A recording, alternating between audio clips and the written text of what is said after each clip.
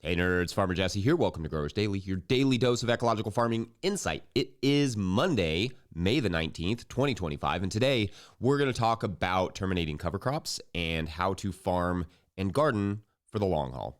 So let's do it.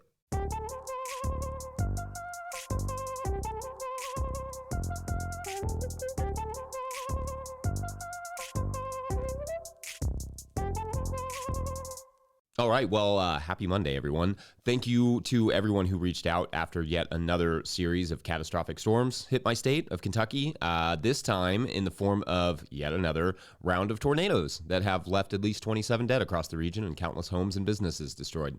In the late 2010s, I started to read reports that what we call Tornado Alley here in the States was shifting or had shifted several hundred miles to the east, and that is very much what we are seeing now. Storms that are producing numerous tornadoes in areas that are not at all prepared for tornadoes.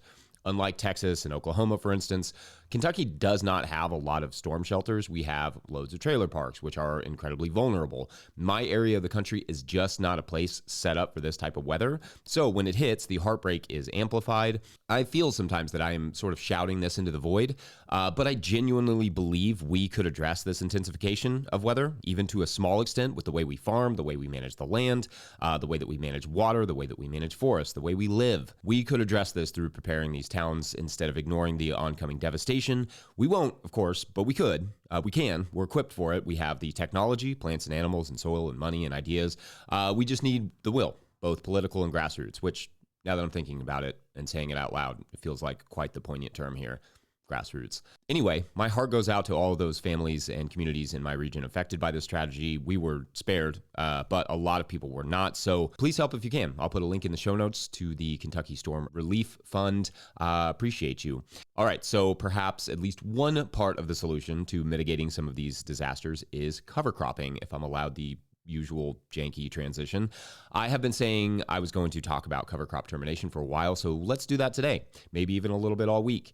It's a big topic, so there's a lot to cover. So in this first segment, we're going to talk about evaluating the cover crop, i.e. figuring out how and if it's ready to die. Then in the third segment, we'll talk about how to actually do the killing of those cover crops without tillage and without herbicides. All right, so first, let's take a look at the cover crop and decide from there what the options are, because not everything is going to go perfectly to plan every year with cover crops until you really get a hang for preparing the soil and planting times and all those things. One plot we have that you can see if you're watching on YouTube is all over the place in terms of its growth, because a big portion of the cover crop that was there in the winter was killed by that super fun ice storm that we had in January. So afterward, I resowed some rye, some crimson clover, and lacy phacelia. So the growth is a bit sporadic and some weeds have taken hold. Now compare that to this other plot where the rye did fine through the winter for whatever reason. I assume the slope helped somehow, but the soil there is also just better. So that perhaps was a part of it, and just a more robust cover crop in general. And anyway, the cover crop is fairly thick and even in that spot with a nice stand of white clover in the pathways. So this first plot, the spotty one, is one where I would probably want to tarp for the weeds and just kill off the crimson clover that is still relatively young. The other plot is one I could wait until milk stage, we'll get there, and then just smash that down thoroughly because it's tall and it will die that way. Now, I will say without a proper crimping, the vetch can cause problems, and perhaps even with a proper crimping, because it won't die that easily. So if you want to just crimp it and not tarp it, but if you don't have a proper roller crimper, I might recommend avoiding the vetch in your cover crop mixes. Now, if you plan to use a tarp, you can honestly get away with crimping any cover crop a little bit earlier, especially once you get into the summer, than if you plan to just smash it down and kill it without tarping. Like if it's tall and flowering, you can pretty much stamp it down and smash it flat, and then tarp over top of it to kill it.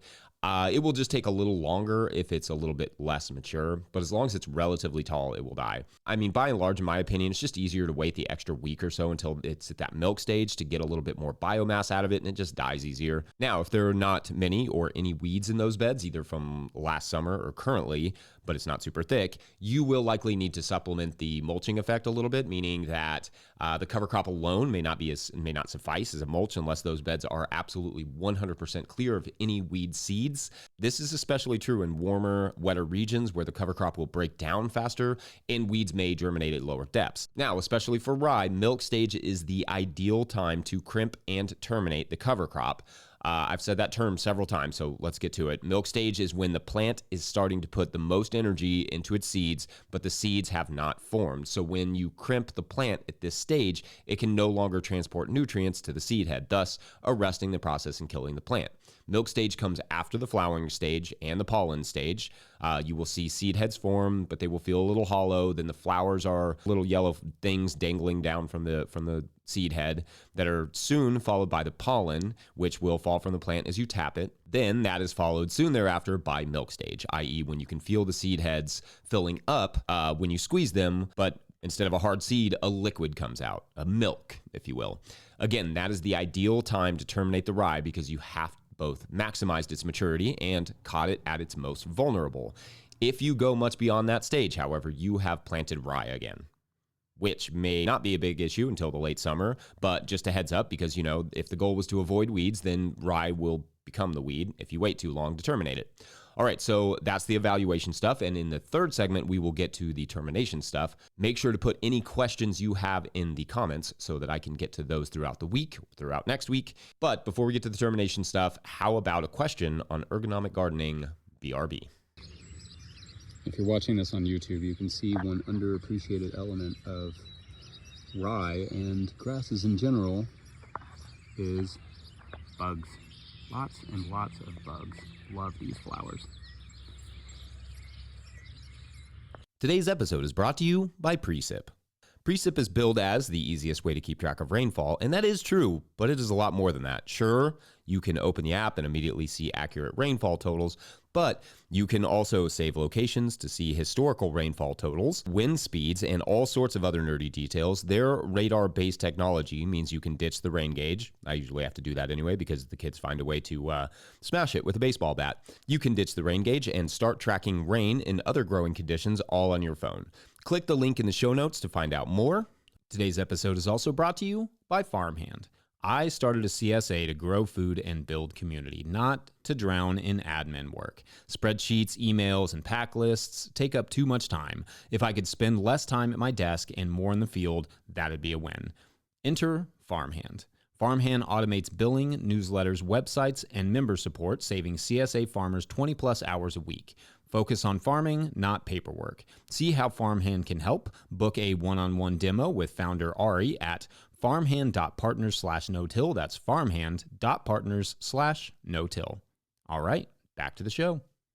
If you, the listener, are enjoying this podcast, getting even a small amount of value from it, consider supporting our work over at patreon.com/no-till-growers. I will try to get to questions from everywhere that questions come in, but I will always get to your Patreon questions now. Today's Patreon question comes from Patreon member Lee Kossab, who writes, quote, "Hi, Jesse. You've mentioned a couple times about not being able to farm from your knees forever and generally figure out ways to do less bending over. I'm 50 and just starting my market garden/farm, so I'm definitely thinking about this too, especially after years of restaurant work." I hear that. Do you think something like the little cart in this link would be useful? The garden is a retirement project for us, and while we would like to sell some items, extreme productivity is not necessary. A privilege, I know. Lee actually posts an example of a garden work seat from Beaver that I can link in the show notes. You can see it on YouTube, but I'll link that in the show notes. Anyway, Lee goes on. The wheels are 18-inch wide, and our paths are just that wide. I'm chuckling, imagining myself scooting along on this thing, but if it works, it works, with several laughing till you cry emojis. End quote. Okay, so great question, and let's expand on this idea a little bit because gardens are annoyingly low to the ground for most of us, and last I checked, it is physically impossible to get any younger, though, of course, yoga and exercise certainly help us to feel a little younger, as does playing with kids, and Embracing Bluey is one of the greatest shows of our generation. So I have talked a bit in the past about gardening for the long haul and basically setting your gardens/farms up in a way that you can still technically do them when you're less physically capable is always the goal, because not all of us have taken care of our bodies for our entire lives, and like Lee and myself for many years, certain professions like cooking can be brutal on your knees, your neck, your back, your livers. So what can gardeners do to ease some of that tension between our bodies and our gardens? There are some infrastructural things that come to mind and some just general body maintenance things as well. On the body maintenance side, stretching, exercising, yoga, maybe, whatever it is you prefer for mobility and strength will help make this job easier, even if it feels hard to get started. That's especially true as you get older, but it is just as true when you're younger. Get in the habit of just a little stretching and exercise every single workday, or at least a few times a week if you can. Also, learn to bend properly. A slight bend at the knees before bending over will make a huge difference than just having your knees locked while you bend over. Looking at that garden seat you sent, what I don't like about it is that it's for sitting. And ask any chiropractor and they will tell you that sitting is one of the worst things you can do for your back. I almost would prefer something I could lay on, belly down, like Superman or Superwoman style. Next, on the infrastructure side, try to get as many things off the ground as you can. Obviously, for the bulk of your gardens, that may be hard, but perhaps it means building some raised beds. Perhaps it is a focus on taller crops, tree crops, things that don't require you to get up and down off the ground as much or require as much bending. Invest in wheels, wheelbarrows, carts, dollies, etc. to help move stuff around. If you're running a business, start budgeting in the cost for helpers for tasks that you can no longer do. I've said this before, but I remember years ago hearing that phrase, to farm like you're 60 or 70. In other words, don't farm like you're always going to be a limber, indestructible 20-something. I mean, who knows? For some of us, we may be fine all the way until we're 80. But everything is going to be a lot easier as you get less mobile if you farm like you're less mobile from the very beginning. Oh, and the chiropractor. I love me some chiro work, and it really does make everything easier for me. Sometimes people roll their eyes when I talk about the chiropractor, but on multiple occasions, I have gone from unable to move, maybe even unable to really get off my couch, or unable to move my neck or my shoulders or whatever, to being able to do whatever I want. So don't knock it till you rock it. On a larger scale, maybe graduating from a BCS walk-behind tractor to a sitting tractor will be a good idea for some, at least for tasks like shoveling that the BCS cannot do. Anyway, those are some thoughts, but Lee, if you do get that cart/seat or anything else like that, let us know how it went, how you like it. All right, we'll take one last quick break, and when we come back, let's kill some dang cover crops. Be right back.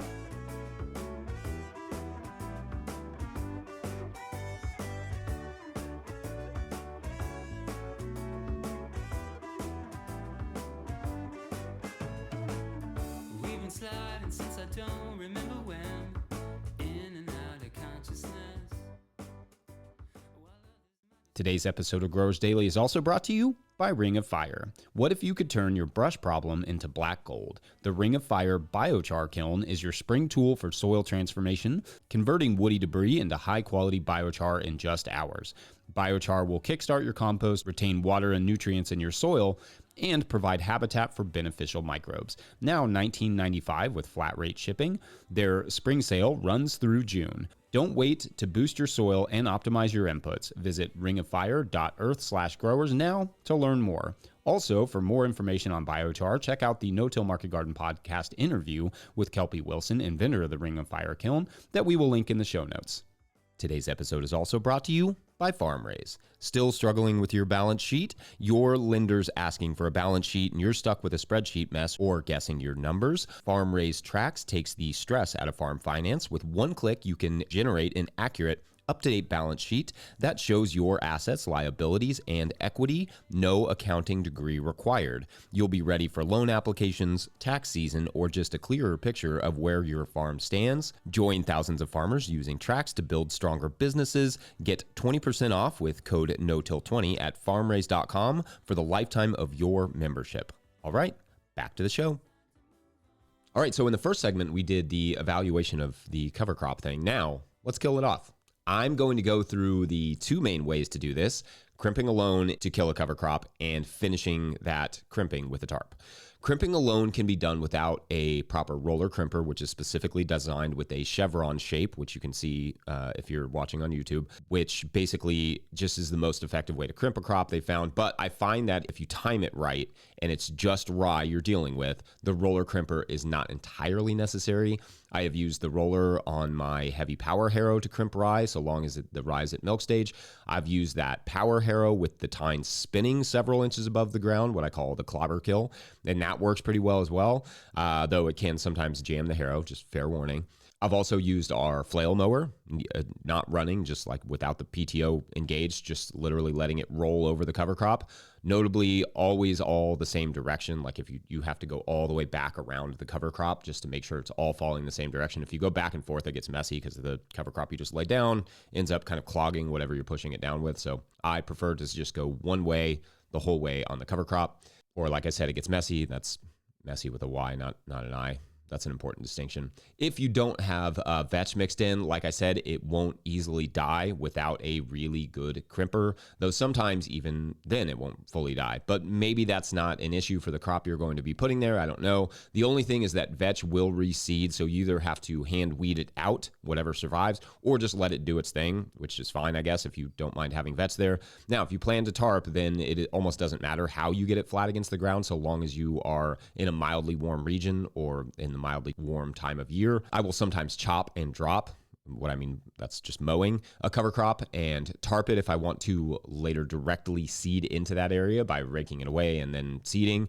It usually takes about 3 to 4 weeks to kind of kill it, but a couple really sunny, warm weeks under tarp can do the trick as well. I've had less luck with solarizing with clear plastic, and in fact, I've run into a situation on a slight slope that I have talked about before where it actually acted as a solar oven, and it killed the crop for sure, and also cooked the soil by heating it to a really high temperature and allowing the moisture to escape through the uphill side.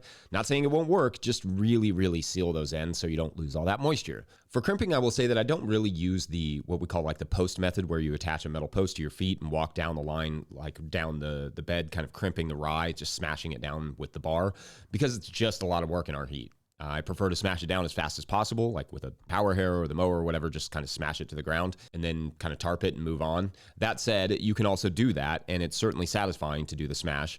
Just get a friend and smash your cover crop down and then tarp it. But for me, it's just a lot of work and doesn't feel entirely necessary if you can just smash it down and cover it any old way. Okay, so that's the basics. Let me know what questions you all have about that or anything else cover crop related, and I can get to those throughout the week, or like I said, into next week, as we will all start our cover crop killing routines here in the Northern Hemisphere to rob them of their nutrients, because let's be honest, that's kind of what we're doing here, isn't it? Otherwise, Monday, you are done. Don't forget to cheer on Brighton this evening as they take on Liverpool and still fight for European contest. Don't forget, we are now officially a 501c3, so donations are tax deductible, greatly appreciated. You can learn more about that in our show notes. Please make sure to like and or subscribe and or follow wherever you're getting this podcast. That's an easy way to help us out, or you can just, post it wherever you post things and be like, I love this show. It's awesome. That helps too. Enormous thank you to all of our show sponsors. And if you'd ever like to sponsor the show, you can reach out to Farmer Michelle at no-tillgrowers.com. Huge shouts to Willie Breeding for the theme music, Mike Hilbert for the production help and editing, and the team at No Till Growers. Also, shouts to Epidemic Sound for the background music that you can hear. Pick up a copy of the Living Soil Handbook I wrote that one, or The Seed Farmer, the great Dan Brisebois, wrote that one at no-tillgrowers.com to support our work. Big thank you to everyone over at patreon.com/no-tillgrowers, where at a certain level, or if you just bump up from one level to another, or you sign up in the month of May, you get a big shout out on the show. So big shout outs today to Kim, single name, love it. Shane Hope. Ooh, that's a fun name, Shane. Laurel and C. All right, awesome. New gang of supporters here. Love it. Good stuff. So in this story, this week, we're on a ranch outside of, let's say, Plano, Texas, midsummer. The farm hands are all taking kind of the afternoon off to get through the heat, waiting for the evening to moon the cattle, not moon the cattle. They're going to move the cattle. I don't think they moon the cattle. It's inappropriate. And anyway, they're just kind of hanging out in the shade and waiting and kind of doing their thing. Probably, I don't know, whatever it is we do in Texas in the summer. And suddenly a kind of chill fills the air, and a gentle wind starts blowing in from the north, and one of them, probably Laurel, has felt this chill before. And as the dust begins to roll in, Laurel says, hang on to your hats, y'all, this is going to be quite a ride. And so for the next hour, they all kind of hunker down in their trucks, and when the storm clears, what they see outside, well, it ain't Texas. That is for tomorrow on the ranch hands. Yeah, that'll work for now. All right. Thanks for watching and or listening. We will see you then. Bye. Sometimes it's gotta take time.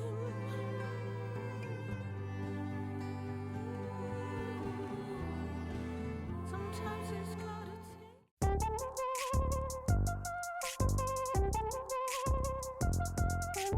take